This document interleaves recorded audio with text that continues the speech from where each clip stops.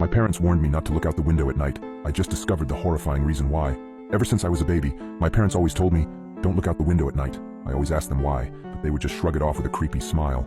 As I grew older, I stopped questioning it, but I just never could have guessed the horrifying secrets my parents were hiding.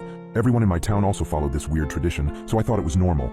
That was until I went to college and noticed that none of the other kids were like this. So during Christmas, when I went to my parents' house, I remember them telling me not to look out the window.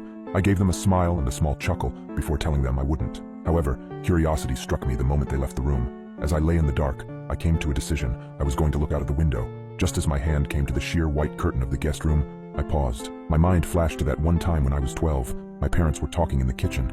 I was home with the flu and was about to make my way to the sink for some water, but I stopped at the doorway. I hid behind the wall, peeking my head out from the doorway just an inch. My mother was crying and my father was holding her and rocking. That poor little girl. I feel horrible for her family, whispered my mother. My father just nodded and continued holding her.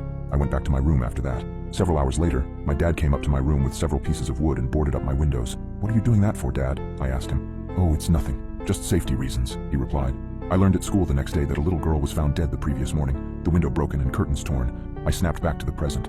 My hand drew back from the curtain. I shook my head, cursing myself for being so weird. What was the worst that could happen? It was just a window, it couldn't hurt me, right?